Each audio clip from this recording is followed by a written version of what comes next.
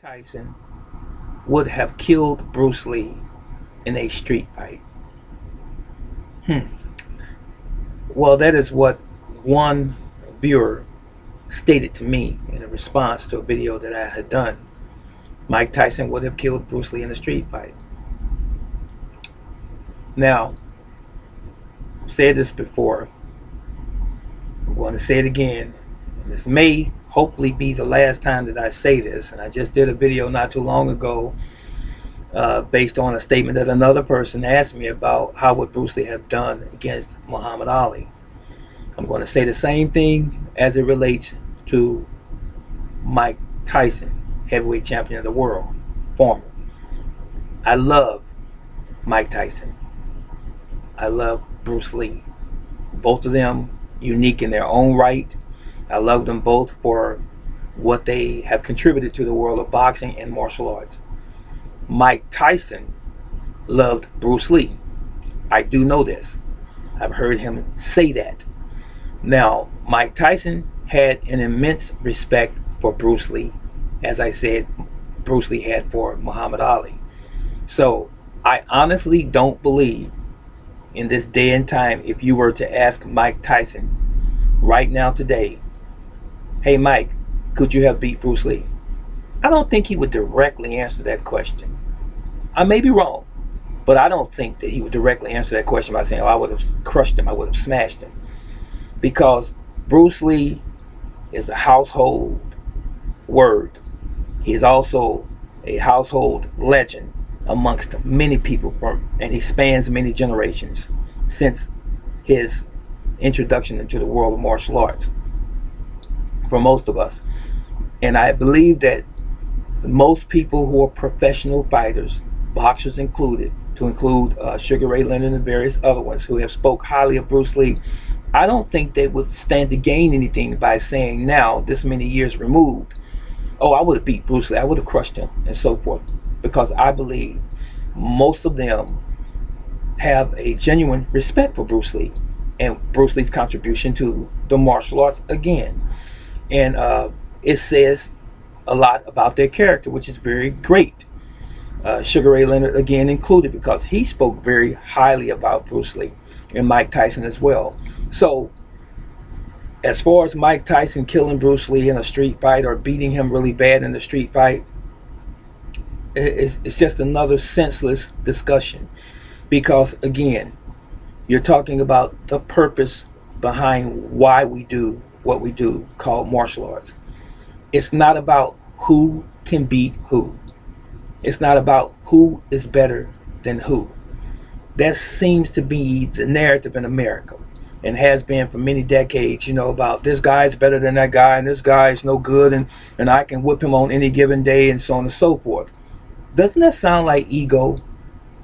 Doesn't that sound like someone has a very inflated ego, and that they're very self-centered and they're only thinking about themselves? And it has a tinge of narcissism in it as well.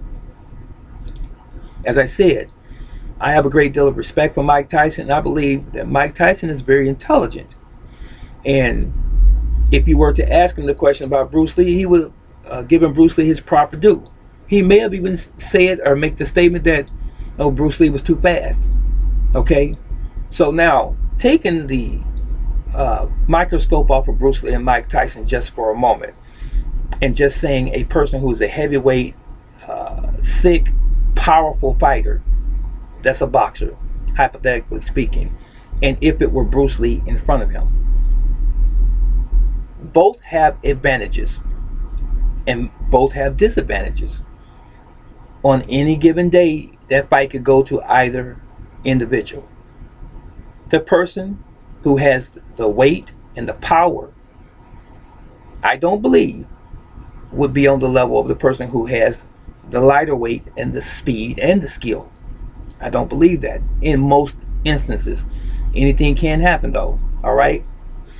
So if the person with the speed who's smaller got in range of the boxer, I think it stands to reason if the boxer did what he did, and if he's skilled at what he's doing, he would probably destroy that lighter person.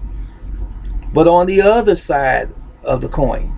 I believe that the guy who uses speed, who's lighter, who has the agility and the technique, and he has an arsenal of kicking as well. So he has long range and close range tools, coupled with the fact that he's lighter and he's faster. If he's indeed uh, a skilled and trained and he's toned up, I believe that he stands a greater chance of winning the fight because of his tools that he has. If he keeps the boxer at bay, striking to the knees, the shins, quick in and out, and the boxer can't keep up, it is inevitable that that individual is going to win that fight. Really, I believe so. But let me say this before I close. We are all individuals. You could take a heavyweight and a lightweight, and the heavyweight can crush that lightweight. You can take another heavyweight and a lightweight of equal skill, and the lightweight would spank the heavyweight. And we can go on and on with this, and you can have one heavyweight winning one fight and another lightweight guy winning the next fight. It all depends on the person. It depends on your skill set, both being the heavyweight boxer or being the lightweight, faster martial artist. It just depends on your skill set and you as an individual, your passion and your drive and your skill set. So that is what determines the outcome of the fight. Not simply because one guy is bigger, he has the advantage over the other guy because he's bigger. And not because the other guy is smaller and faster, he has the advantage of the other guy. It always depends on the individual. It has always been that way. It is that way now, and it will always be that way. The individual. That's it. I'm out.